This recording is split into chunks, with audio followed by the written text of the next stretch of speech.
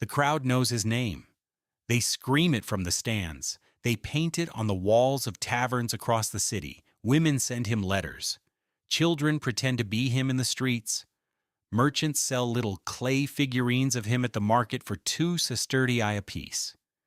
He is more famous in this city than most senators, more recognized than most generals. And yet, he cannot leave. He cannot choose what he eats, cannot decide when he sleeps, cannot walk out of the gate of this building without written permission from the man who owns him. The most famous man in the room is also the least free. This is the paradox of the Roman gladiator. And today, we live his day, every single hour of it. From the moment the sun rises over the 7 hills of Rome to the moment it disappears behind them again. This is 24 hours as a Roman gladiator. Rome. 107 AD. The city is already the largest in the world. 1 million people packed into a city of marble and noise and smoke and ambition. The Colosseum, the Flavian amphitheater, stands at the center of it all. Completed just 27 years ago. Still the most impressive structure most Romans have ever seen. Capable of holding 50,000 screaming spectators. A monument not just to Roman engineering, but to Roman appetite. The appetite for entertainment, for spectacle, for blood. And feeding that appetite requires men like him. He lives in the Ludus Magnus, the great gladiatorial school, located just a few hundred meters east of the Colosseum itself, connected to the arena by an underground tunnel. Close enough that on the nights before a big fight, he can sometimes hear the workers preparing the sand, spreading it fresh, raking it smooth, getting it ready. He tries not to think about what that sand is going to look like by the end of the day. It is the first hour of the Roman day, roughly what we would call 6 in the morning. The sun is just beginning to touch the rooftops of Rome. Outside the walls of the Ludus Magnus, the city is already stirring. Street vendors are setting up their stalls. Bakers are pulling bread from their ovens. The smell of fresh bread and smoke and the Tiber River drifts over the walls and into the courtyard. Inside the Ludus, the day has already started. Our gladiator is on his feet before the guards even open the cell doors. He has learned that the men who sleep the longest are the men who are not ready. And in this life, not being ready is a luxury you cannot afford. He is a secutor, one of the most common types of gladiator in Rome at this time. He fights with a short sword called a gladius, a large rectangular shield, and a heavy helmet that covers his entire face with just 2 small eye holes. The helmet is designed for one specific purpose: to protect him from the net and trident of his most common opponent, the retiarius, the net fighter. He has fought 7 times since arriving at the Ludus Magnus 18 months ago. He has won 5, lost 1, and survived 1 defeat when the crowd and the editor, the man funding the games, decided to spare his life. 7 fights. 7 times he walked out of that underground tunnel into the blinding Italian sunlight with 50,000 Romans screaming above him. He does not take that number lightly. By the 2nd hour, roughly 7 in the morning, the training has begun. The courtyard of the Ludus Magnus is a large rectangular space. Stone columns surround it on all sides. In the center are the wooden training posts, the palace, driven deep into the ground. And around them, the gladiators work. Not with real weapons. Not yet. Training weapons are heavier than real ones. Deliberately, wooden swords, twice the weight of a real gladius, heavy wooden shields. The idea is simple. If your muscles are trained carrying double the weight, the real weapon will feel light in your hands when it matters most. Our gladiator attacks his palus with controlled fury. Strike, block, step, strike again. The same combinations he has drilled 1,000 times, 10,000 times. his doctor, his personal trainer, a retired Murmillo from Alexandria named Marcus, who lost 2 fingers on his left hand in his final fight and has never spoken about it, watches from the side with his arms crossed.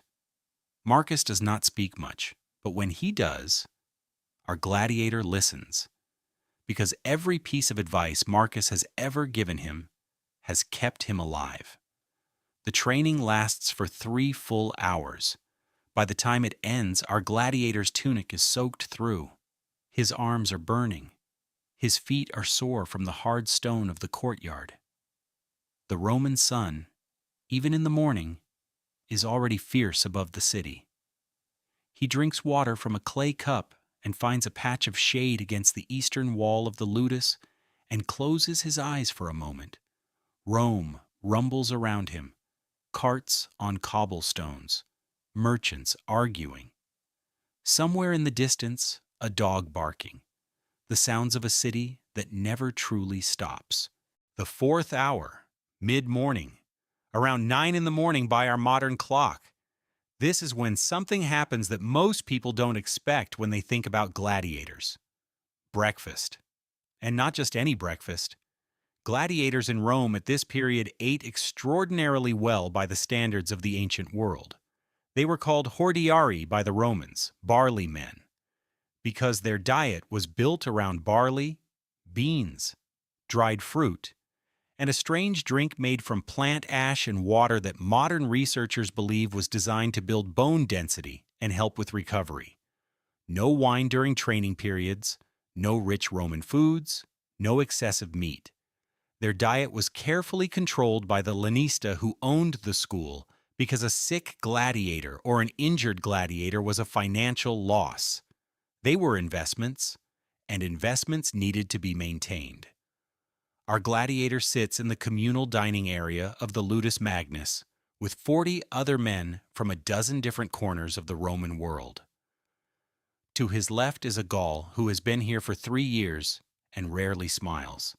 To his right is a young man from North Africa who arrived just 6 weeks ago and still sometimes cries at night when he thinks no one can hear him. They eat in near silence. This is normal.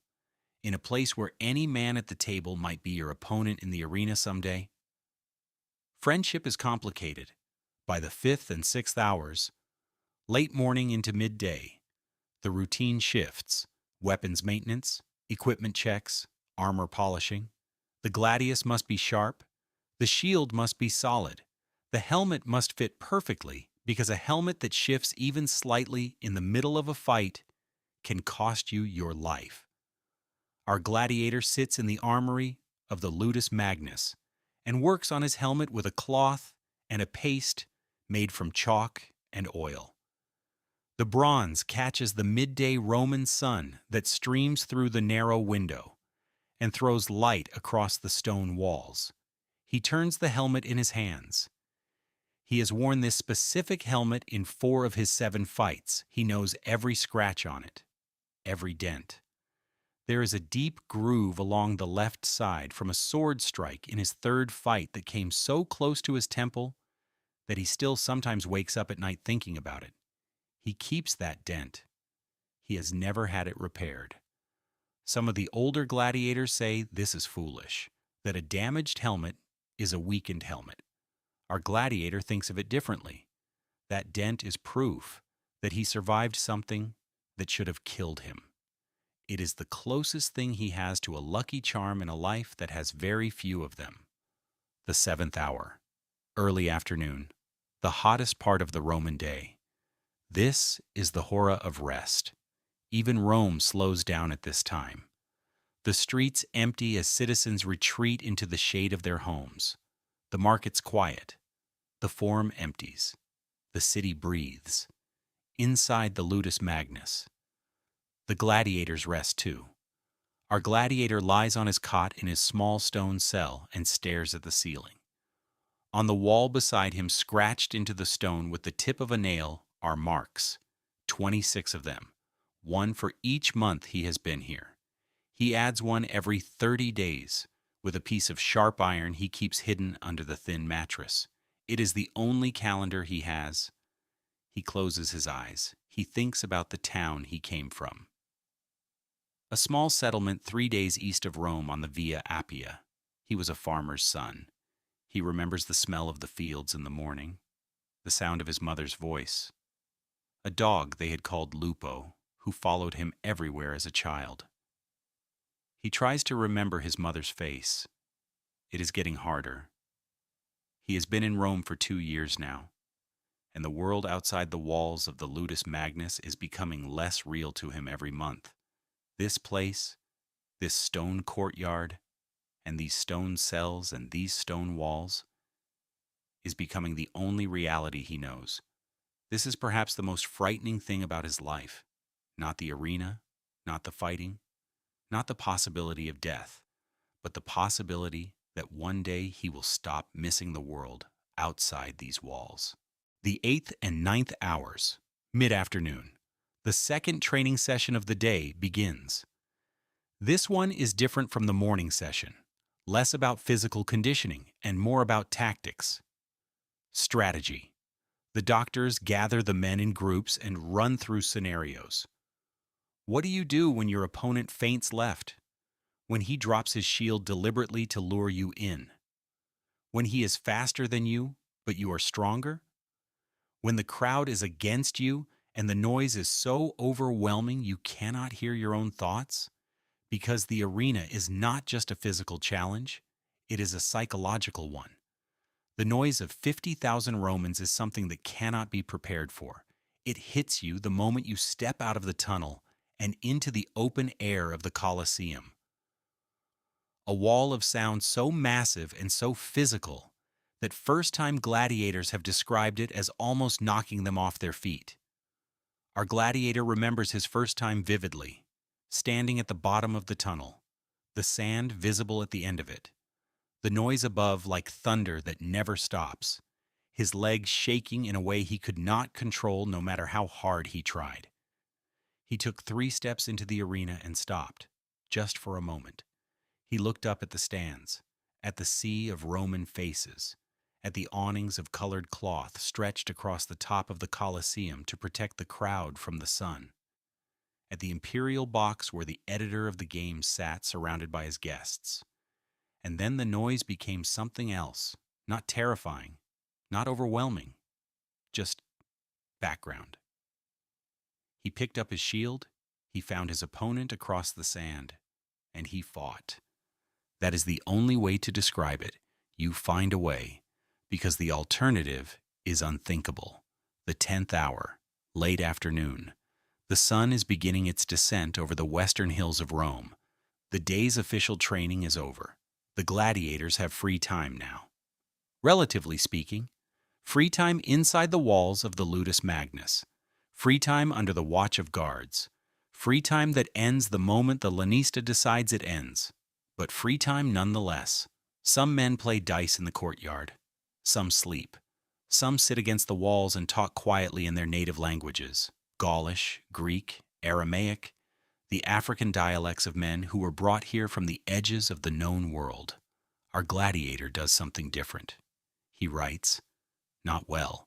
His Latin is functional rather than elegant, but he learned to write from one of the Greek slaves who worked in the Lanista's household and who took pity on him in his first weeks at the Ludus and spent an hour every evening teaching him his letters.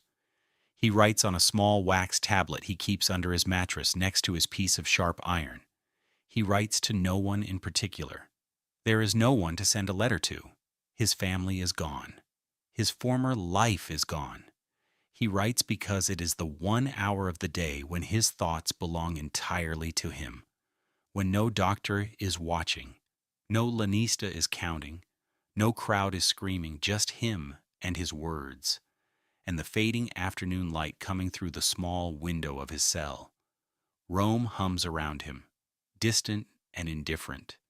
The 11th and 12th hours. Evening is falling over the city. Dinner in the Ludus Magnus. More barley, more beans, dried figs, a small amount of olive oil, water on good days, a little salted fish from the Tiber.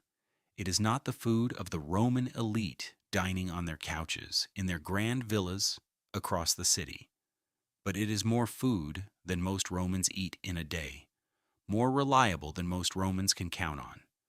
The Lanista makes sure of that. Empty stomachs produce weak fighters. Weak fighters lose. Losing fighters cost money. Everything in this world comes back to money eventually. After dinner, the men sit for a while in the communal space. The Gaul to our gladiator's left, the one who rarely smiles, produces a small wooden flute from somewhere inside his tunic and plays a melody that none of the other men recognize, but that silences the entire room anyway. It is the saddest and most beautiful thing our gladiator has heard in months. Nobody speaks until it is finished. The 13th hour. Night has fully fallen over Rome. The guards begin directing men back to their cells. The heavy iron doors close one by one. The torches in the corridor outside are extinguished. The Ludus Magnus settles into its nighttime rhythm of breathing and silence, and the distant sounds of the city that never completely disappears, even in the darkest hours. Tomorrow there is no fight scheduled, just another day of training. Another day of barley and beans and wooden swords against wooden posts. Another day inside these walls. He is not sure if that is a relief or a disappointment, because here is the truth about the gladiator that Rome never advertised on its posters, or announced in its forums, or painted on the walls of its taverns alongside his name and his victories. The arena is terrifying. The arena might kill him. The arena is the most dangerous place he has ever been in his life, but the arena is also the only place where he feels real. Out there in the sand with 50,000 Romans watching, he is not a number in a ledger. He is not a piece of property. He is not a slave or a prisoner or a man without a past worth remembering. Out there, he is a gladiator, and for those few minutes in the sand, in the blinding Italian sunlight, with the noise of Rome crashing over him like a wave, he is the most alive he has ever felt. He closes his eyes. Rome breathes around him, the greatest city in the world, indifferent and magnificent and cruel and extraordinary all at once. 1 million people living their lives within these walls. Senators and slaves and merchants and priests and children and beggars and emperors, and here, in a small stone cell in the Ludus Magnus, a few hundred meters from the greatest arena ever built, one man who has no statue,